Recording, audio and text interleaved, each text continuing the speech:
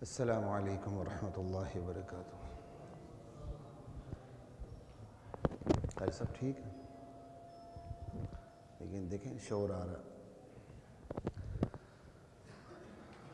बिस्मिल्लाह वल्हम्दुलिल्लाह वस्सलातु वस्सलामु अला रसूलिल्लाह अम्मा बाद।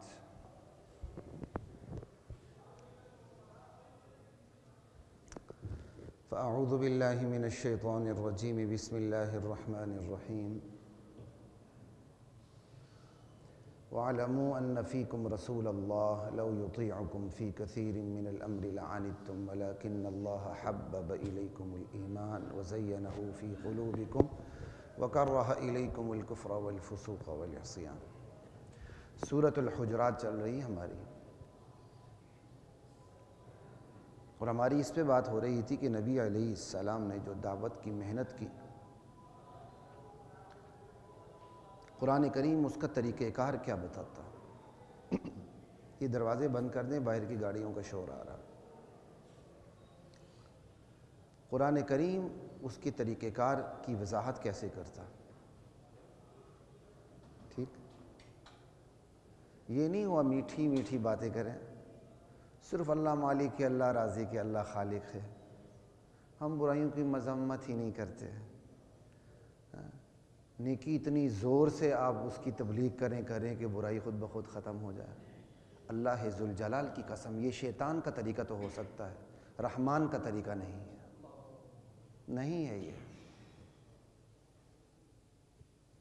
जाहिलियत की अदवार में जो नज़रियात, जो अकायद, जो फरसूदा ख़यालात, जो दानिशें, जिन्होंने ईमान को लोगों की नज़रों में आलूदा कर दिया था, नबी ने सबसे पहले आके उनकी नफ़ी की है। यानी वो इबादत, वो अकायद, वो नज़रियात जिन्होंने ईमान की नफ़ी की थी, इस्लाम ने आके सबसे पहले उनकी नफ़ी की है। नफ़ी की तो नफ़ी की नफ़ी जमा होता है तो इल्लल्लाह, नफ़ी की नफ़ी जो जमा होता है उसका रिज़ल्ट इल्लल्लाह है। क्योंकि हकीकत में जो सबसे पहले जो चीज़ आई है, हकीकत है वो यही कि सब अल्लाह ही को मानने वाले थे, अल्लाह की तौहीद को मानने वाले थे। कान अन्नासु उम्मतन वाहिदा। जब लोगों ने इख्तिलाफ़ किया तो शिर्क की तरदीद के लिए अंबिया आए। फ़बअसल्लाहु नबिय्यीन मुबश्शिरीन व मुंज़िरीन। तो असल तो ईमान था, ईमान की नफ़ी करते हुए अपने खुद साख्ता नज़रियात की गर्द जमा दी थी उन्होंने। इस्लाम ने आके सबसे पहले अल्लाह की अज़मत के डंके नहीं बजाए, सबसे पहले जो ईमान की नफ़ी करके उन्होंने जो फरसूदा अकायद घड़ लिए थे उनकी नफ़ी की। उन्होंने ईमान की नफ़ी की थी, इस्लाम ने आके उनकी नफ़ी की। तो नफ़ी की नफ़ी क्या होती है? जमा तो इल्लल्लाह, ये जमा है। ठीक है,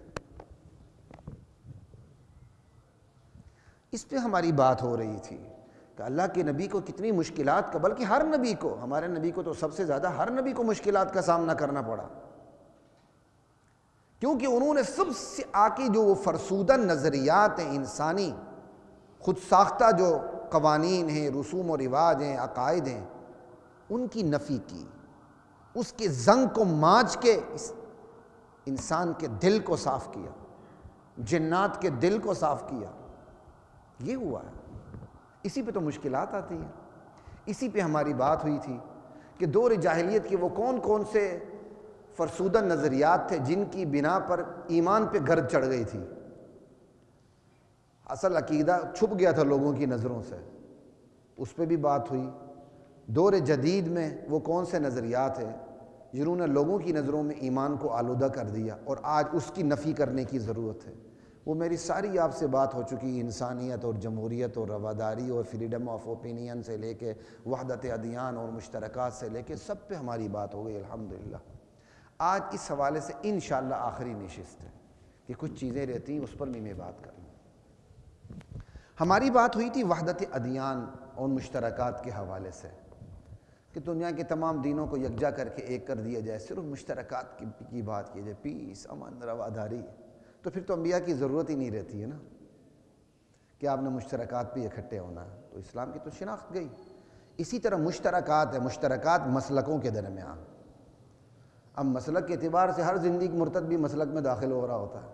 यह बड़ी अजीब, जो कुरान ब्रिटिश लाइब्रेरी से तस्दीक शुदा कुरान पेश कर रहा है नया, वो भी मुसलमान है माशाल्लाह, यहाँ वो भी एक मसलक है। ये वो तरीका है? मिर्ज़ाइयत भी एक मसलक बन रहा है। और यहाँ आपके जदीदियत वाले गामदी से मसला पूछा गया। मैं हालांकि मैं नाम नहीं लेता, मेरा अंदाज़ और मेरी मजबूरी भी है, मैं नाम नहीं लेता, लेकिन इस गामदी का नाम लेने पे मैं मजबूर हूँ। मिर्ज़ाइयों के बारे में सवाल होता है कि अहमदी अपने आप को मुसलमान समझते हैं और आपके इनके बारे में क्या ख्याल है, इनको काफिर समझा जा रहा है या अहमदी। उसने कहा दिल थाम के सुन लो, जो अपने आप को मुसलमान कहे, मैं उसे काफिर कहने के लिए तैयार नहीं हूँ। तो बात ही ख़त्म हो गई ना फिर। ला इलाहा इल्लल्लाह। तो यही घुस बैठिए बनते हैं फिर, जो बातिल होते हैं, जिंदीक होते हैं, मुर्तद होते हैं, ये फिर हमारी सफ़ों में घुसते हैं इस्लाम का लेबल लगा के। ये थोड़ी सी मेरी बात रहती थी, इसी को लेकर फिर चंद उसूली बातें करके इंशाअल्लाह इख्तिताम की तरफ जाऊँगा। इसका नाम मैंने रखा इख्वानियत। इख्वान भाईपने को कहते हैं ना, भाइयों को कहते हैं, अख की जगह इख्वान है, तो मैंने इसका नाम इख्वानियत रखा। नहीं यार, हम तो आपके भाई हैं। वहदतुल मुस्लिमीन, इत्तिहाद उम्मत, भाईचारा, उखुवत, जैसे मर्जी मीठे नाम रख लो, कितने अच्छे नाम है ये। इस उन्वान से घुसते हैं हमारी सफ़ों में, फिर अपनी गलाजत बखेरते हैं नज़रियात की, अकायद की। नतीजतन फिर इस गलाजत की बदबू से अहले हक मुतासिर होते हैं, हक मुश्तबे हो जाता है, मुसलमान जिंदीक को मुसलमान समझने लगता है, और कम से कम इतना तो ज़रूर होता है कि उनके बारे में नरम गोशा रखने लगता है।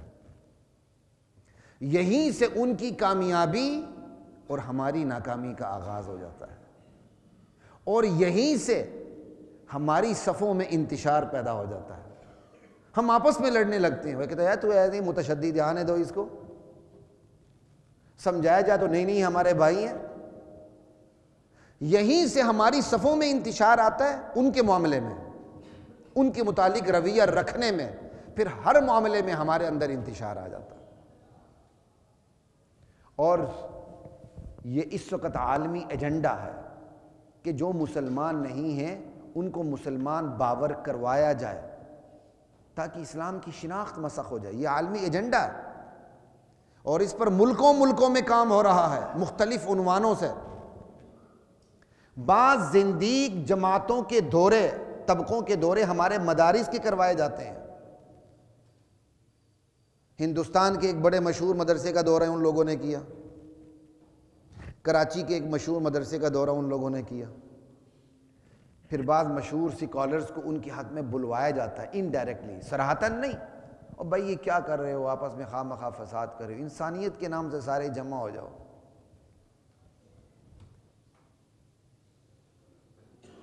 जनाब इसी तरह तो शैतानी इनकलाब आए हैं, और इसी तरस पर पाकिस्तान में शैतानी इनकलाब लाने की फ़िक्र में लोग, ख्वाहिश में।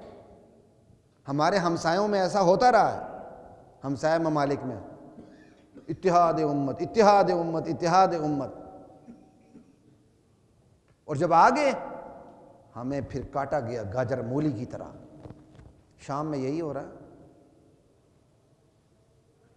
इराक में यही हो रहा है, लबनान में यही हो रहा है, यमन में ये करने की कोशिशें उरूज पर हैं। यमन ऐसा ही है जैसे पाकिस्तान के पहलू में अफ़गानिस्तान है। अफ़गानिस्तान मुतासिर होता है तो पाकिस्तान मुतासिर हुए बगैर रह ही नहीं सकता, यमन मुतासिर हो, सऊदी मुतासिर हुए बगैर रह ही नहीं सकता। इन लोगों को हमारी सफ़ों में घुसाया जाता है और ये आलमी एजेंडा है। इस पर हमारी बड़ी बड़ी तहरीकों की नज़र नहीं जाती है। अगर हमारी तहरीकें कुरान और सुन्नत का मुताला नहीं करती, उनको हर वक्त जलसे जुलूसों से फुर्सत नहीं होती, तो कम से कम ये 40-50 साल की तारीख ही को पढ़ लो भाई, जो तुम्हारे सामने अखबारात की सूरत में भी आती है। कम से कम उसी को पढ़ लो।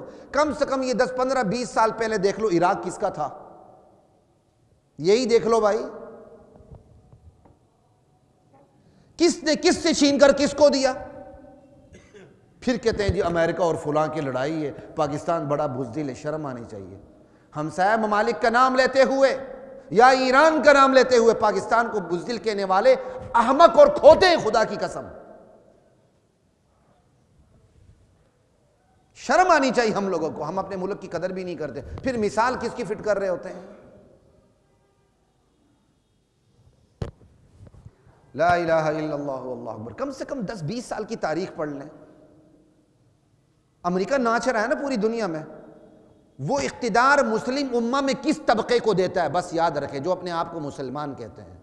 मुस्लिम उम्मा से मुराद वो नहीं जो सारे मुसलमान हैं, मुस्लिम उम्मा से मुराद जो अखबारात में आता है ये मुस्लिम उम्मा है। शिनाख्ती कार्ड का मुसलमान बनने से तो कोई मुसलमान नहीं होता। अमेरिका जहां गया उसने अहले सुन्नत से इख्तिदार छीना है, सहाबा के दुश्मनों को इख्तिदार उसने दिया है।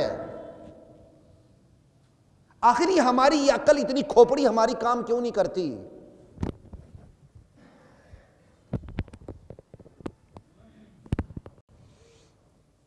फलम्मा इंतहैना इला अक़लिही रअयतुन्नुहा कुल्लहा फिल खुसा। उसका तर्जमा नहीं करूँगा, ये ऐसे ही शेर है जैसे मंटू का कोई, हाँ मंटू का कोई अफसाना हो, इसलिए अरबी में पढ़ा, आपको समझ नहीं लगती, मुझे फ़ायदा हुआ इसका। ये एक अरबी शायर का बड़ा ज़बरदस्त शेर है, उसका उससे वो शायरी ही मीडिया होती थी ना। एक शायर बादशाह के दरबार में रहा, बादशाह से ताल्लुकात ख़राब हो गए तो भाग गया। उसने फिर बाद में बादशाह के ख़िलाफ़ हजफ की खूब। उसमें से एक बड़ा ये मशहूर शेर है, हमने अरबी लिटरेचर में इसको पढ़ा हुआ है, शायद मैंने पढ़ाया भी हुआ। कहता है बादशाह के पास रहने से पहले मैं समझता था इसका दिमाग इसकी खोपड़ी में है, अभी मुझे पता चला इसका दिमाग इसकी खोपड़ी में नहीं है, कहीं और है, वो मिंबर है, मैं नहीं बताता कहाँ है। कहा मुझे अभी पता चला कि इसका दिमाग इसकी खोपड़ी में नहीं है। हमारी भी यही हशर है, हमारा दिमाग हमारी खोपड़ी में नहीं है। अल्लाह अकबर। कम से कम 10-12 साल की तारीख पढ़ लो यार, खुदा के लिए। अपने ईमान की हिफाजत नहीं करेंगे और रसूल करीम सल्लल्लाहु अलैहि वसल्लम और आपके यारान का दिफा नहीं करेंगे, खुदा की कसम हमारी माओ बहनों की इज्जत और आबरू भी महफूज नहीं होगी। लिख लें, ये हो रहा है और ये चीज़ हवा चलती आ रही है, ये चलती आ रही है। शाम में ऐसा ही हो रहा है, इराक में ऐसे ही हो रहा है, लबनान में ऐसे ही हो रहा है, यमन में ऐसे होने जा रहा है। कोशिशें पूरी क्या करें। खैर, बात लंबी से लंबी हो रही, इख्वानियत पर इतनी ही बात काफ़ी है। हमारी बात यही चल रही थी कि ईमान पर गर्द डालने वाले अकायद कौन कौन से हैं, और अंबिया उन अकायद की, वो जो अकायद का गर्द है उसको साफ़ करते थे, छांटते थे, ईमान का रोशन चेहरा सामने आता था। उस पर हमारी बात हो रही है, ठीक है। तो उसी को आगे बढ़ाते हुए कह रहा हूँ, आज के इस माहौल में, हमारे माहौल में उसूल इबादत की नफ़ी हो रही है। किसकी नफ़ी हो रही है? मुसलमान अपने आप को कहते हुए उसूल इबादत की नफ़ी हो रही है। अब मैं नाम नहीं लूँगा, एक शख्सियत है फ़िलहाल जवाल का शिकार हो चुकी है, उसने अपने वक्त में कहा था, धनधनाते हुए, गालिबन उसी ने कहा था। किसी ने कहा नमाज, कहता ये जो हम काम कर रहे हैं कुर्सी पे बैठकर, ये क्या, ये इबादत नहीं है?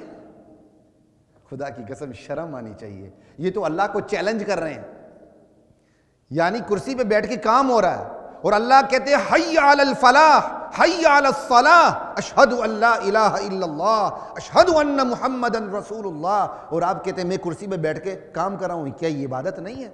ये आप जवाब किसको दे रहे हैं? आप किसी मौलवी साहब को, मुल्ला को जवाब दे रहे हैं, या किसी अपने खैरखा वकील साहब को, या किसी और को जवाब दे रहे हैं? किसको जवाब दे रहे हैं? ये दरअसल आप अल्लाह को जवाब दे रहे हैं। अल्लाह कहता है हय्या अलल फलाह, और आप किसी कुर्सी पे बैठे हुए आप कहते हैं ये भी तो मैं गरीबों की मदद कर रहा हूँ, ये कर रहा हूँ, वो कर रहा हूँ, इंसाफ फराम कर रहा हूँ, ये कर रहा हूँ, वो कर रहा हूँ, ये भी तो मैं इबादत कर रहा हूँ। शर्म नहीं आनी चाहिए? बिल वास्ता इबादत की नफी हो रही है। और अपने काम को, जो बच्चों का पेट पालने के लिए या अपने मनसब और इख्तियार के लिए, कहते ये भी तो इबादत है। और आप ये क्या बात करते हैं? सिरे से इबादत की नफी हो रही है।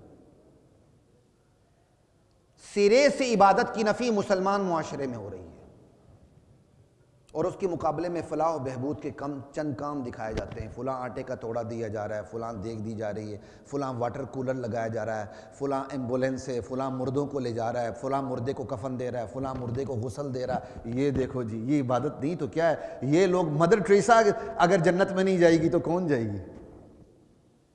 या अल्लाह, अल्लाह की बनाई हुई जन्नत में जाने के उसूल आपने तय करने हैं कि अल्लाह ने तय करने हैं?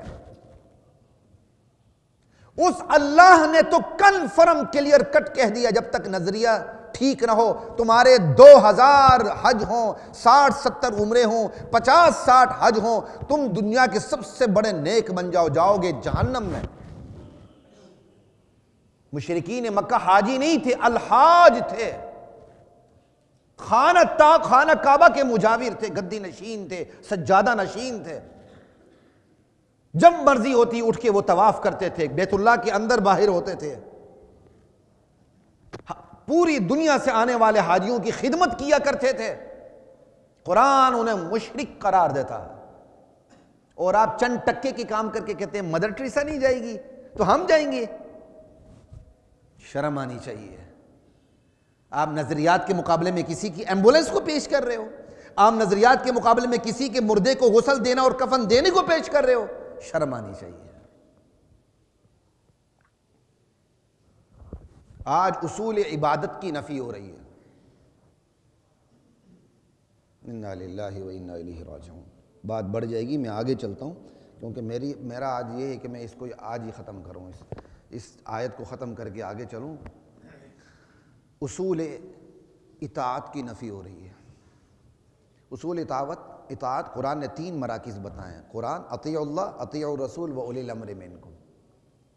ये नहीं कि जो मर्जी उठ के कुरान हाथ में ले, कॉपी पेस्ट करे, खुद ही समझता जाए।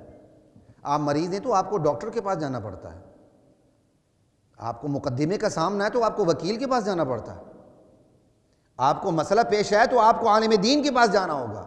ये नहीं कि चैट जीपीटी से फतवा लें, आर्टिफिशियल इंटेलिजेंस से फतवा लें, आप मुफ्ती गूगल से फतवा लें। आप ला इलाहा इल्लल्लाहु अल्लाहु अकबर। उसूल इताअत की नफ़ी हो रही है, कुरान की नफ़ी हो रही है। एक तबका खुद को शिनाख्ती कार्ड में मुसलमान लिखवाते हुए कुरान का इनकार कर रहा है। पता है आपको? इस मुल्क में इल्हाद बढ़ रहा है, ये भी पता है आपको? नई नस्ल के अंदर मुनकिरीन खुदा पैदा हो रहे हैं, पता है आपको? कहाँ बैठे हुए हम बड़ी खुशी से अब अपने बच्चों के हाथ में मोबाइल और कंप्यूटर दे रहे होते हैं। बड़े जी अप टू डेट है, बड़े मॉडरेट है, बड़े ब्रांड के स्कूल में मेरे बच्चे पढ़ते हैं। देखते क्या हैं? इल्हाद वहीं से फैल रहा है। हमें फ़िक्र ही नहीं है। हमें फ़िक्र है ब्रांड के स्कूल में पढ़ें, इंग्लिश उनकी अंग्रेज़ों की तरह हो जाए जो कभी हो ही नहीं सकती। ये फ़िक्र नहीं कि ईमान रुखसत हो रहा है। नहीं जी, वो तो इस्लाम के खिलाफ बात नहीं करते जी, ईमान रहने भी नहीं देते।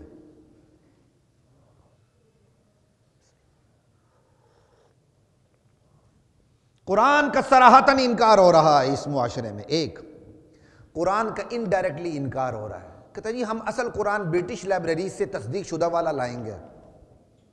क्या ये वीडियो मौजूद नहीं है इसी मुल्क में एक ख़ास तबके की? क्या उसको आज तक कुछ कहा गया? नहीं, वो तो दौरे करता है, बाकायदा इत्तिहाद उम्मत के नाम से दौरे करता है। उसने कहा ब्रिटिश लाइब्रेरी का तस्दीक शुदा कुरान हम उम्मत के सामने लाएंगे। वीडियो मौजूद है, कहाँ जाएंगे आप?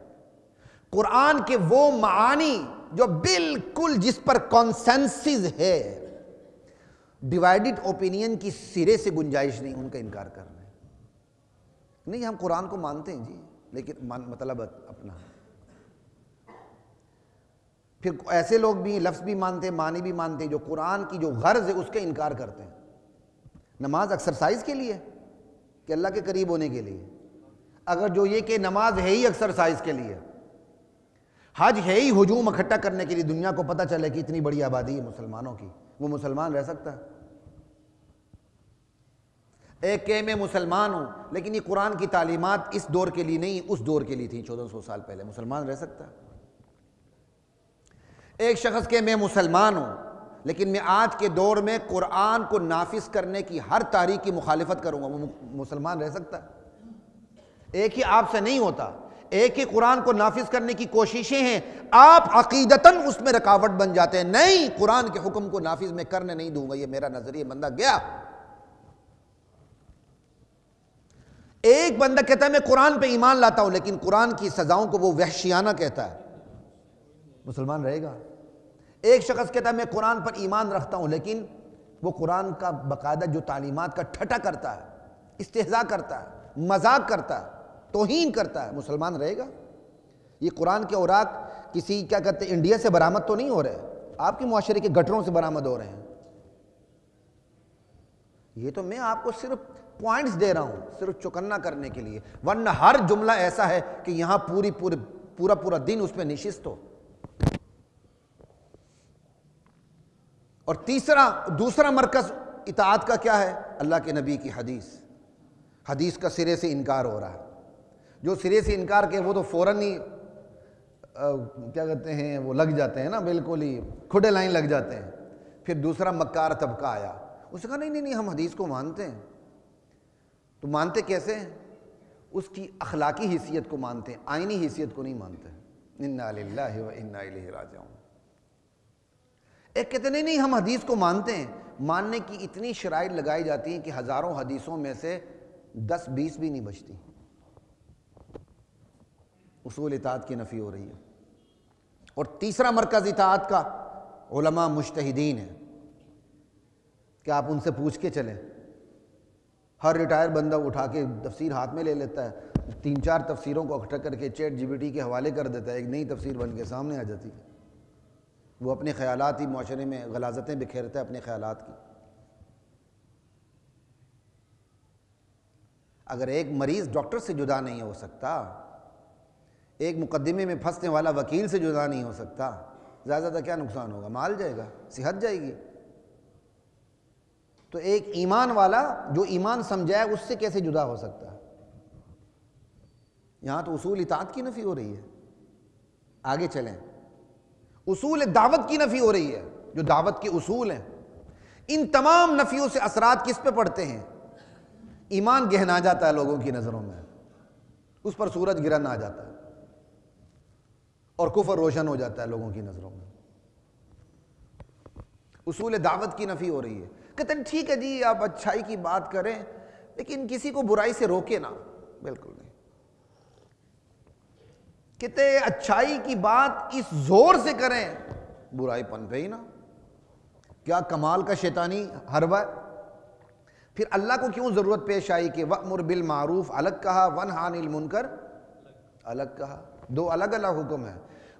बुराई से रोकना अलग हुक्म है मुस्तकिल, और नेकी का हुक्म देना अलग हुक्म है मुस्तकिल। हम कहते हैं नहीं, बुराई से रोको ही ना, नेकी को इस जोर से करो बुराई खुद ही खत्म हो जाए। ये तावील है।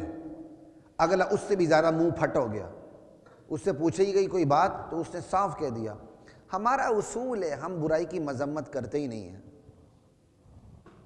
हमारा उसूल है हम बुराई की। तमाम अंबिया को मार पड़ी, लूहू लुहान हुए, कत्ल हुए, शहीद हुए, बुराई की तरदीद पे हुए हैं, अच्छाई की तरगीब पे नहीं हुए। अच्छाई की तरगीब पे अगला न माने, आपको कुछ कहता नहीं है, आपको यार आ जाओ नमाज पढ़ लो, कोई पत्थर नहीं मारेगा आपको। वो कहेगा यार बंदा अच्छा है, यार सच बोलो, कोई पत्थर नहीं मारेगा।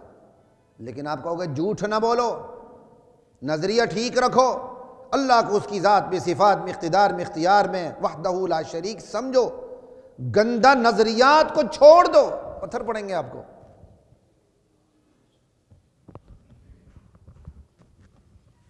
दावत की जरूरत की नफी हो रही है।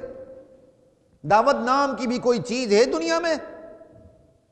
जबकि कुरान क्या कह रहा है, वमन अहसनु कौलन मिम्मन दआ इलल्लाहि व अमिल सालिहा। उससे बेहतर किसकी बात हो सकती जो अल्लाह की तरफ बुलाए है। अल्लाह सबसे बेहतर उसे करार दे रहे हैं कि जो मेरी तरफ बुलाए। अल्लाहु अकबर। और हम मौली साहब है छड्डो जी, वाज करते हैं। हाँ जी, यही वाज करने अंबिया उतरे थे। जिसको आप ये करें ना कैसे करके वाज करते हैं, यही वाज करने अंबिया उतरे थे। कुरान उतरा है, तौरात उतरी, इंजील उतरी, जबूर उतरी, सुहूफ इब्राहिम व मूसा उतरे। जिसको आप नाक मुंह चढ़ा के कहते वाज करते हैं जी, एक तहरीकी आदमी थे, उसने जैसे रमदे साहब से मुलाकात थी, कोई काफ़ी दौर 15-20 साल पहले की बात है, कोई किताबें तोहफे में दी, जिस साहब ने उठा के मुझे दे दी। तो कोई बात ही, अब मैं साथ खड़ा हूँ जी, मैं प्रोफेशनल नहीं हूँ, यानी आपने दीन का काम भी करना, मैं प्रोफेशनल। आप प्रोफेशन का मतलब क्या लेते हैं? आप डॉक्टर हैं तो आप कहते हैं मैं प्रोफेशनल डॉक्टर हूं। आप वकील हैं तो बड़े फख्र से कहते हैं ये मेरा प्रोफेशन है। अरे मैं अगर आलिम दीन हूं तो मैं फख्र से क्यों ना कहूं ये इल्म फैलाना मेरा प्रोफेशन भी है और मेरा मिशन भी है। क्यों मैं घबराऊं? नहीं, हाँ जी मैं प्रोफेशनल हूं। आप प्रोफेशनल का जो मर्जी मतलब ले ले, मैं उसको पॉजिटिव मीनिंग में ले रहा हूं। ये मेरा प्रोफेशन भी है, मेरा मिशन भी है। पितरस बुखारी ने कहा था ना, पता नहीं किसने कहा था, जिसका शौक उसकी नौकरी बन जाए उससे बड़ा खुशकिस्मत कौन है? औ कमा काल ये हमारा शौक भी, ये हमारी नौकरी भी, ये हमारी मुलाजिमत भी, ये हमारा प्रोफेशन भी, ये हमारा मिशन भी है। आप गंदे से गंदा केस उठा लें और आपको कोई एतराज करे, वो कहते हैं ये तो मेरा प्रोफेशन है। आपको तो कोई कुछ भी ना कहे। तौहीद रिसालत के मुल्जिम के आप पीछे खड़े हो जाएं, कोई आप पे एतराज करे, ये मेरा प्रोफेशन है। मुल्क को लूटने वाले वज़ीर आज़म के पीछे आप खड़े हो जाएं, उसका मुकद्दमा लड़े, कोई एतराज करे, ये मेरा प्रोफेशन है। आपको वहां अगर शर्म नहीं आती तो मुझे क्यों शर्म आनी चाहिए? इस तरह दावत की नफी कर रहे हैं लोग। और दावत की नफी एक और तरीके से भी हो रही है। लोग अपनी औलाद को उलमा नहीं बना रहे। जब उलमा नहीं बनाएंगे दावत की नफी नहीं होगी। मेरे वालिद साहब को जोर लगाया गया इस बच्चे को किसी और तरफ ले जाए, ज़हीन है। मेरे वालिद साहब ने कहा मेरे बच्चे को ये तरगीब मत दो, उलमा की औलाद उलमा नहीं बनेगी, हम किसी और से क्या तवक्को रखेंगे। मैं आज भी शरह सदर से अल्लाह पे मैं यकीन करता हूँ कि इस मिंबर पर बैठने की बात का सदका मेरे वालिद को कब्र में मिल रहा है इंशाअल्लाह। मेरे वालिद ने जो ज़िंदगी में फ़ैसला किया 110% दुरुस्त फ़ैसला किया। अल्लाह मुझे भी ऐसे ही फ़ैसले करने की तौफीक अता फरमाए अपनी औलाद के बारे में।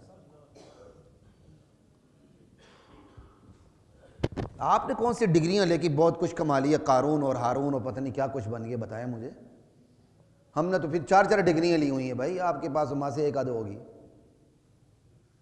हम दीन की तरफ आते हुए किसी डिग्री से कम तो नहीं रहे। लॉ अलग किया, PhD अलग की, इधर से निज़ामी अलग किया, हिफ्ज़ कीरत अलग की, 4 डायमेंशनल हमारी एजुकेशन है। हमें तो किसी ने नहीं रोका। शैतान डराता है, अश्शैतानु यईदुकुमुल फ़क़्र व यअमुरुकुम बिल फ़हशा। शैतान तुम्हें फ़कीरी से डराता है। आप जब भी अच्छे काम की तरफ आएंगे शैतान डराएगा आपको, हमेशा याद रखें। इसी मुल्की मईशत पे आप बात करके देख लें, सूद ख़त्म करने की बात कर लें, बड़े बड़े माहिरीन मईशत मैदान में उतरेंगे कि दुनिया तुम्हारा नाकाबंदी कर देगी। ये सारे शयातीन और इंस वल जिन जमा हो जाएंगे। 50 साल निस्फ सदी जंग में रहने वाले अफगानिस्तान की उठती हुई मईशत को देख लें, और पाकिस्तान ला इलाहा इल्लल्लाह के नाम पे ली गई इस रियासत को गिरते हुए देखें। अल्लाह हिफाजत फरमा। सुमोग आए ये मांगता है, फोग आए ये मांगता है, सैलाब आए ये मांगता है, वॉशरूम जाना हो ये मांगता है, निकलना हो। या कौन सी हालत है जिसमें आप नहीं मांगते दुनिया से, ये बताएं। इससे कोई बदतरीन जिल्लत हालत किसी रियासत की है? इंडिया कबड्डी खेलने ना है आपको वट पड़ जाते हैं, इंडिया क्रिकेट खेलने ना है आपके पेट में बल पड़ जाते हैं। क्यों भाई? मैं तो कहता हूं वेल डन इंडिया, शाबाश, तुम्हें ऐसी ही गैरत दिखानी चाहिए। अगर हम कुरान और सुन्नत से गैरत नहीं लेते, कम से कम तुम जैसे मूतर कूला पीने वाले क्या कहते हैं हिंदू से गैरत तो सीख लें थोड़ी सा। बंदा दुश्मन से ही गैरत सीख लेता है। न वो कबड्डी टीम भेज रहा है, न वो क्रिकेट टीम भेज रहा है, और अब तरले करो मूतर कूला पीने वाले से। गैरत नाम था जिसका, गई वो तैमूर के घर से। अल्लाह के दर को छोड़ने के यही नताइज होते हैं जो कौम इस वक्त भुगत रही है, खुदा की कसम।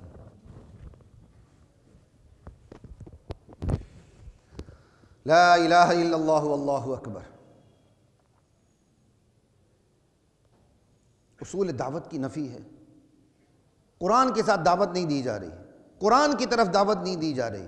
कोई दावत देता भी है तो वो अपने पीर साहब के करामात बयान कर देगा, नानी दादी के ख्वाब बयान कर देगा, या अपने अकाबिर के मलफूजात बयान कर देगा। कुरान की तरफ कोई नहीं आ रहा। कुरान बयान करेंगे, हलवे मंडे बंद हो जाते हैं। समझ आई? आज उसूल तकफीर की नफ़ी हो रही है, उसूल तकफीर की। आप हैरान होंगे, कुफर होते हुए कहा जा रहा है काफिर को काफिर ना कहो। आपको पता है, कुफर होते हुए कहा जा रहा है काफिर को काफिर न कहो। ये आलमी एजेंडा है और रियासत इस पर अमल दरामद की फ़िक्र में है और बड़े जदीद किस्म के जो दानिश्वर हैं इसको प्रमोट करने के लिए कोशां हैं। ऐसे में बताएं इस्लामियत, इंसानियत, शैतानियत और मिर्ज़ाइयत में क्या फ़र्क रहेगा? जब कुफर होते हुए काफिर को काफिर ना कहा जाए और काफिर खुद को मुसलमान बावर करवाए और हमें कानूनन रोक दिया जाए कि तुमने इसको काफिर ना कहना। अब बताएं मुसलमान मुसलमान रहे तो कैसे रहे? काफिर मुसलमान हो तो कैसे मुसलमान हो? किसके पास जाएगा? क्योंकि काफिर भी अपने आप को मुसलमान कह रहा है और उसको काफिर कहना मना है। ये सूरत हाल लाई जा रही, मैं आपको पहले दिन से बता दूं, ये आलमी एजेंडा है कि कुफर होते हुए काफिर को काफिर ना कहा जाए। और याद रखिए, उसूल तकफीर इस्लाम ने जो बयान किए इससे हमारी शिनाख्त की हिफाजत होती है, ताकि कोई घुसबैठिया अंदर ना आए, कोई दरअंदाजी ना करे। हर रियासत को अपनी सरहदात की हिफाजत का हक हासिल होता है। इस्लाम को यह हक हासिल है कि वो अपनी सरहदात की हिफाजत करे, किसी जिंदीक, मुर्तद और घुसबैठिया को अंदर घुसने ना दे और किसी काफिर को अपने ऊपर इस्लाम का लेबल लगाने ना दे। हर वालिदैन को यह हक हासिल होता है कि वो अपने बच्चों को बुरी सोहबत से, बुरी हमनशीनी से बचाए। इस्लाम को भी यह हक हासिल है कि वो अपने पैरोकारों को बुरी सोहबत और बुरी हमनशीनी से बचाए। आज उसूल तकफीर का इनकार है।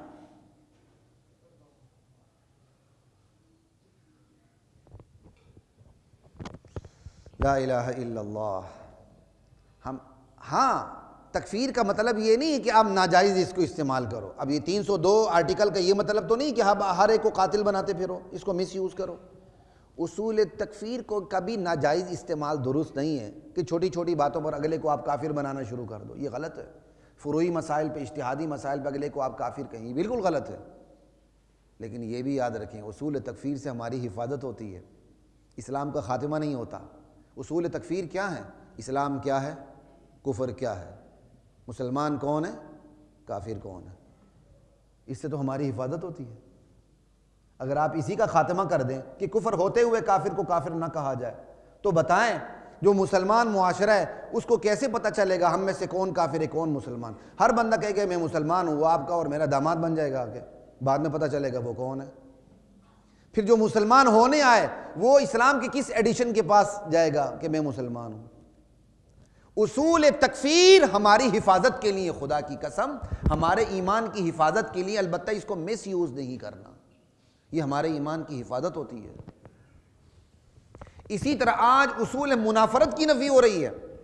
अब काश मेरे पास वक्त होता तो मैं इस पर खुल के बोलता। मुनाफरत की नफी हो रही है।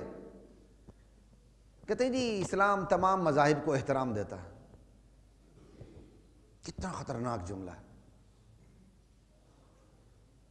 ईसा अलैहिस्सलाम को अल्लाह का बेटा कहते हैं, यहूदी उज़ैर अलैहिस्सलाम को अल्लाह का बेटा कहते हैं। आप मानते हैं, एहतराम देते हैं? तो क्या मतलब है इस्लाम तमाम मज़ाहिब को एहतराम देता है? एहतराम सच झूठ को दिया जाता, हक सच को दिया जाता है, या हक सच को दिया जाता है या बातिल झूठ को? अगर आपने इस्लाम के अलावा दीगर तमाम मज़ाहिब को एहतराम देना है तो फिर इस्लाम की ज़रूरत ही क्या है?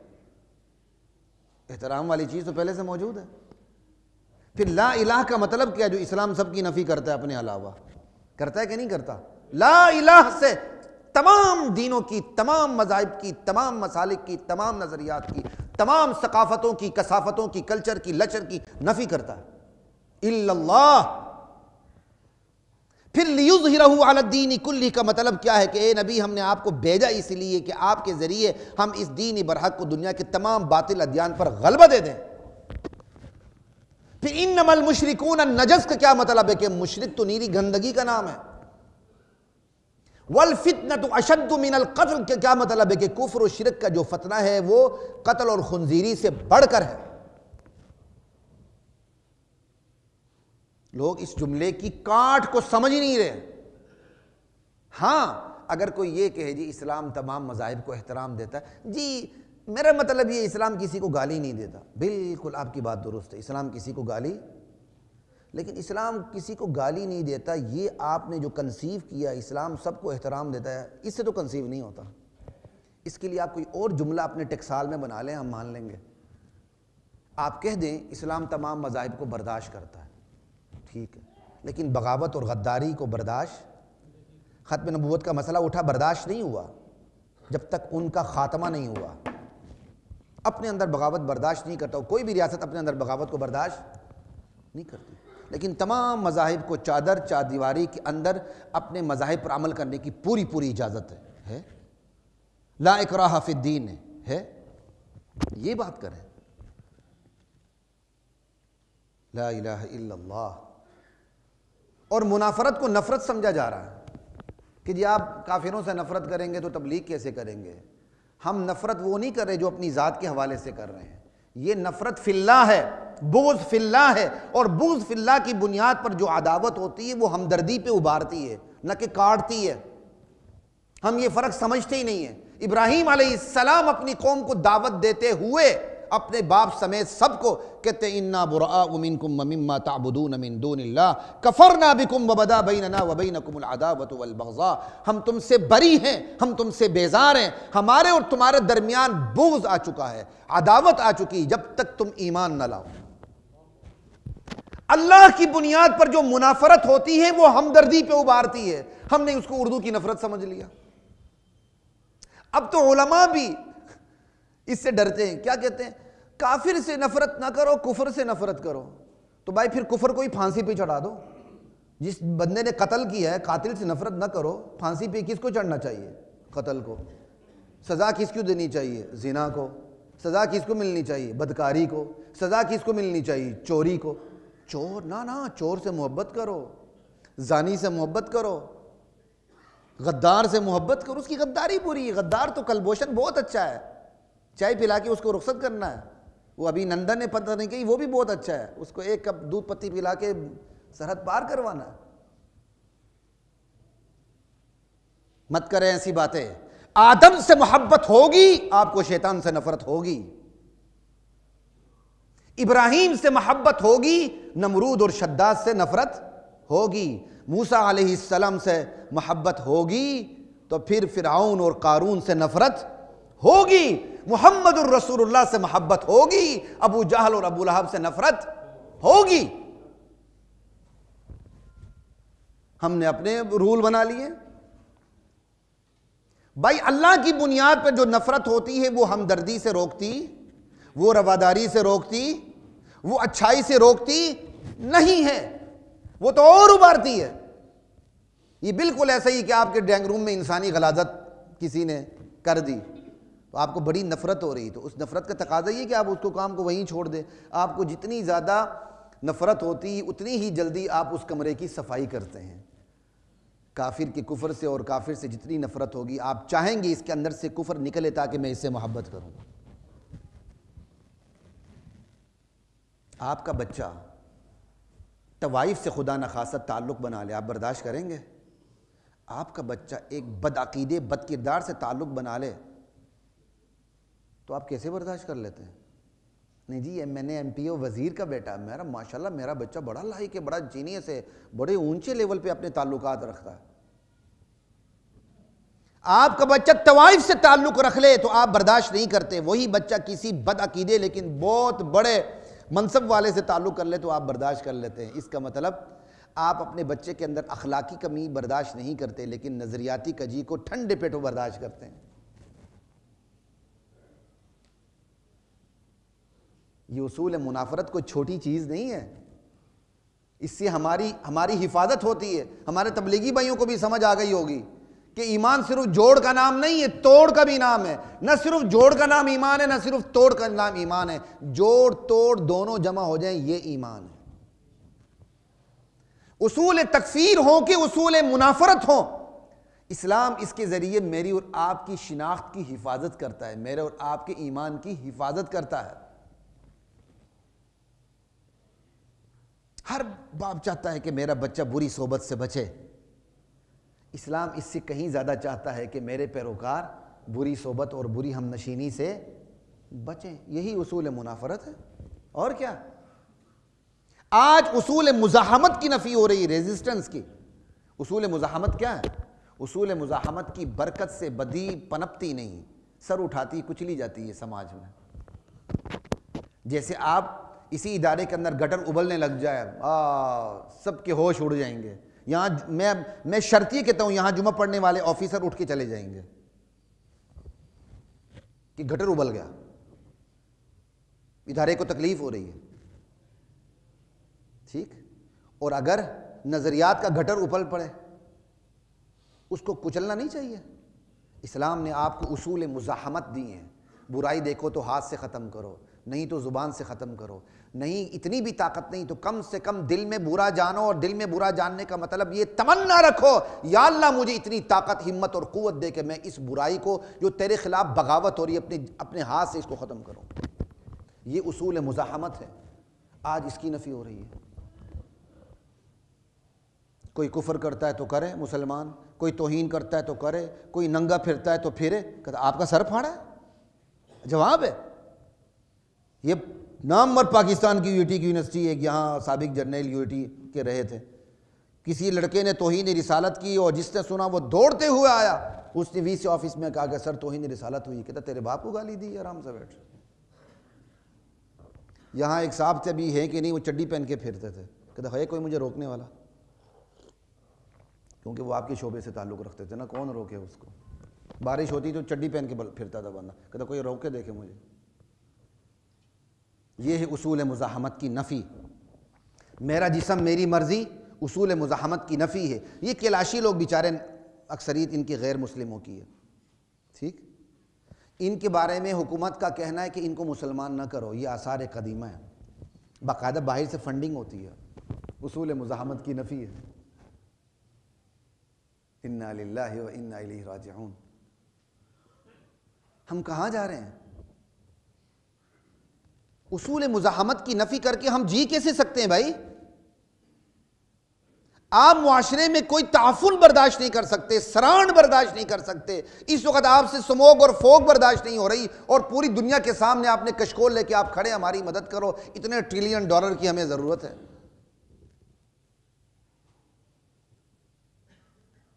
आज इंटरटेनमेंट और तफरीहात के नाम पे फहाशी उरियानी, बिला रोक और टोक फहाशी और उरियानी फैलाई जा रही है, और इस्लाम की उसूल मुज़ाहमत की दजियां बिखेरी जा रही हैं, और मुस्लिम समाज गूंगा शैतान बना बैठा है। खुदा की कसम यही सूरत हाल रही। एक दिन आएगा यही लोग, अभी तो तफरीहात के नाम पे, एंटरटेनमेंट के नाम पे हैं ये कुछ हो रहा है, संजीदा होकर इस्लाम की उसूल मुज़ाहमत की दजियां बिखेरेंगे, इनकार करेंगे। तो फिर क्या होगा? हाँ जी, फिर क्या होगा बता दूं? कुरान की आयत सुन ले, बात को ख़त्म करते हैं। वत्तक़ू फ़ितनतन ला तुसीबन्नल्लज़ीना ज़लमू मिनकुम ख़ास्सा। उस वक़्त से डरो जब आफत आएगी तो सिर्फ बदियाँ करने वालों पर नहीं आएगी, सबको लपेट लेगी, क्योंकि उन्होंने उनको रोका नहीं होगा, अपने समाज में बदी का सर कुचला नहीं होगा। जब खुदा की तरफ से आफत आएगी, करने वाले न करने वाले सब रगड़े जाएंगे, कोई नहीं बचेगा खुदा के अज़ाब से। ये अल्लाह ने कुरान में कहा है।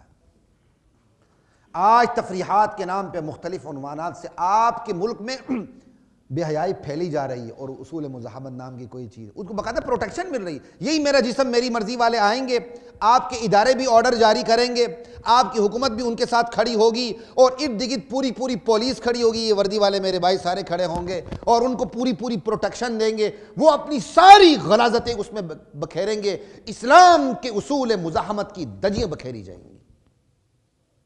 फिर क्या होगा जी? फिर वही होगा जो आपको बता दिया। उस वक्त से डरो, जब खुदा का अजाब आएगा तो सबको लपेट लेगा। आज हम जो कुछ कर रहे हैं ना, अगर खुदा का अजाब फिर भी इतना नहीं आ रहा तो ये शुक्र अदा करें कि हमारे मुल्क में मसाजिद आज़ाद हैं, मदारिस आज़ाद हैं, यहाँ दावत का काम हो रहा है। यही मुल्क जिहाद की नर्सरी भी रहा है, आइंदा भी इंशाअल्लाह रहेगा, अल्लाह ताला ने तौफीक दी। तो यहाँ खैर के काम इस मुल्क में बहुत हो रहे हैं। अल्लाह इस बरकत से इस पर अजाब नाजिल नहीं कर रहे हैं, वरना हमने कोई कमी नहीं छोड़ी। वाखिरु दावाना अल्हम्दुलिल्लाहि रब्बिल आलमीन।